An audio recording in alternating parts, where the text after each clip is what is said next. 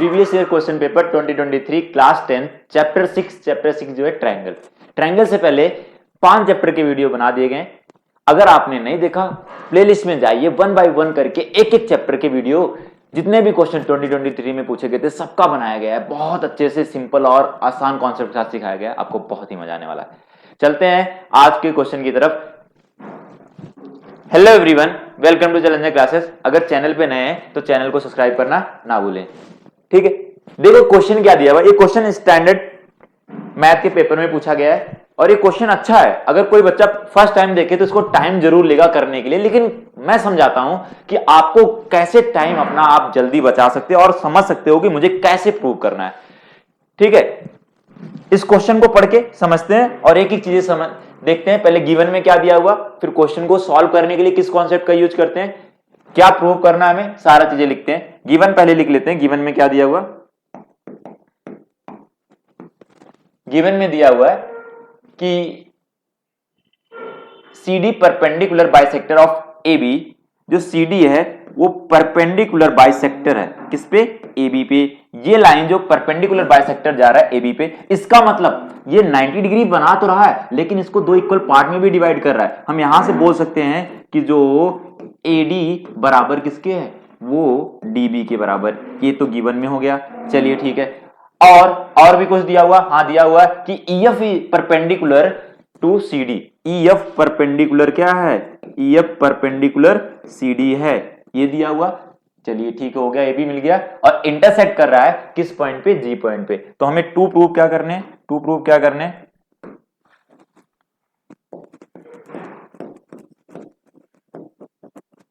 Prove जो करने हैं CF अपॉन में CD इक्वल किसके है, FG अपॉन में DG के, ठीक है। ये प्रूव करके लाने हैं।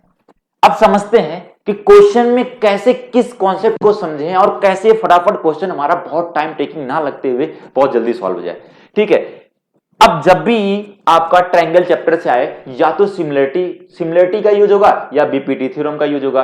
तो यहां पर हम देखते हैं कि बीपीटी थ्योरम यूज होने के लिए पैरेलल का कहीं लाइन का होना जरूरी है। तो यहां पर कहीं पर भी वर्ड ही नहीं यूज करें कि जो पैरेलल हो रहा है। तो इसका मतलब हमारे पास एक ही कॉन्सेप्ट बचा, क्या, वो सिमिलरिटी। अब इस सिमिलरिटी के लिए आपके 3 तरह से सिमिलरिटी क्राइटेरिया होते हैं, उन तीनों में से कोई ना कोई तो लगेगा। तो चलते हैं देखते हैं कि इसमें कैसे हम समझेंगे किस ट्रायंगल में सिमिलर करेंगे, किस ट्रायंगल को सिमिलर नहीं करेंगे। सबसे पहले यहां दिया हुआ CF। अगर CF देखो तो कहां से कहां तक आ रहा है, CF देखा जाए तो कहां से कहां तक आ रहा है, यहां तक आ रहा है CF, ये CF हो गया। और नीचे क्या दिया हुआ, CD मतलब पूरा ये CD। तो इसका मतलब जहां तक CF आ रहा है वहां से भी एक ट्रायंगल बन रहा है, ये वाला ट्रायंगल बन रहा था, ठीक है, ये वाला ट्रायंगल बन रहा था। और जहां पर CD आ रहा है तो उससे भी एक ट्रायंगल बन रहा है, तो ये बड़ा वाला ट्रायंगल हो गया। पहला काम क्या करना है, आप ये छोटे इसको और इस बड़े वाले ट्रायंगल को सिमिलर करेंगे। अब सिमिलर करने के लिए आपको रूल ढूंढना पड़ेगा, कौन से रूल को लगाने वाले हैं। दूसरा, इधर वाले साइड के हिसाब से क्या पता चल रहा है, इधर वाले साइड के हिसाब से क्या पता चल रहा है कि FG अपॉन में DG दिया हुआ है। FG कहां पर है, FG ये है और क्या है, इधर DG है। तो ये दोनों को आपको, ये दोनों देखिए, ये दोनों साइड आ रहे हैं, तो मतलब ये ट्रायंगल और ये वाले ट्रायंगल को हमने क्या करने वाले हैं, सिमिलर करने वाले हैं। तो आपको तो पता चल गया कि कौन से दो ट्रायंगल को हमने क्या करने वाले हैं, सिमिलर करने वाले हैं। तो चलिए यहां तक समझ में आ गया। पहले फटाफट हम उसी ट्रायंगल को क्या करते हैं, सिमिलर करते हैं। लेकिन उससे और आसान बनाने के लिए, आपको समझने के लिए, हम क्या करते हैं, उन दोनों ट्रायंगल को बना लेते हैं। क्या कर लेते हैं, उन दोनों ट्रायंगल को बना लेते हैं। चलिए भैया, आप लोगों को समझ में तो आएगा बहुत अच्छे से, ठीक है। बस इधर ध्यान दीजिएगा आप लोग। इन ट्रायंगल पहला ट्रायंगल हमने लिया, क्या है, CFE। एंड ट्रायंगल कौन सा हो जाएगा, ये बड़ा वाला ट्रायंगल क्या है, ट्रायंगल CDB। अगर इन दोनों ट्रायंगल में देखा जाए, एक ट्रायंगल ऐसे है, इस ट्रायंगल को अगर हम फिगर बना लेते हैं जिससे आपको ज्यादा अच्छे से समझ में आने वाला है, ठीक है। ये आ जाएगा। यहां नाम क्या इसका है, इसका नाम CFE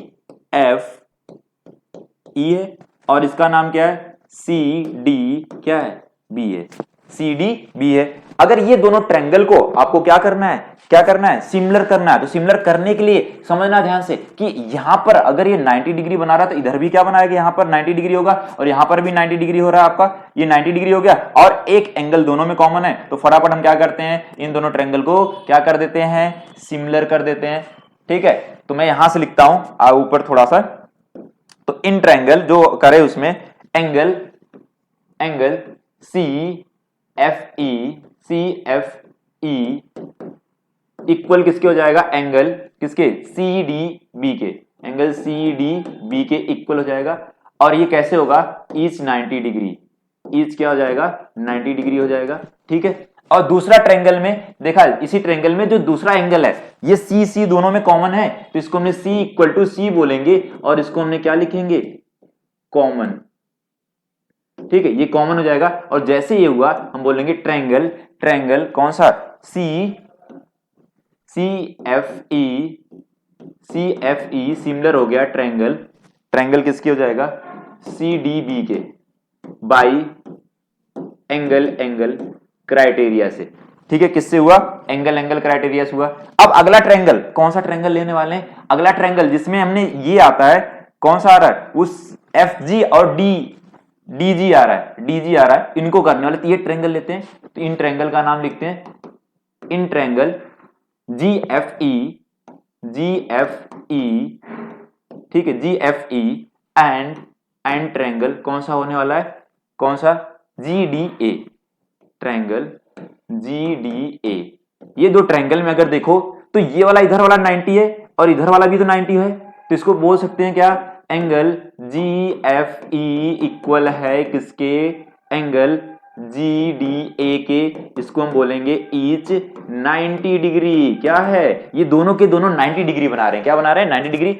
और देखा जाए दूसरा किसमें बहुत सारे तरीके से करते हैं, ये वाला एंगल इसके बराबर है, इसको वर्टिकली अपोजिट, अगर इसको 1 मान ले, इसको 2 मान ले, तो यहां से लिख सकते हो एंगल 1 बराबर क्या है, एंगल 2, इसको वर्टिकली अपोजिट एंगल बोल देंगे, वर्टिकली अपोजिट एंगल से इस ट्रायंगल का बराबर हो जाएंगे। जैसे ये बराबर हुआ तैसे हम बोल सकते हैं ट्रायंगल GFE सिमिलर हो गया ट्रायंगल GDA के बाई किससे हो जाएगा, बाई एंगल क्राइटेरिया, किससे हो जाएगा, एंगल क्राइटेरिया हो जाएगा।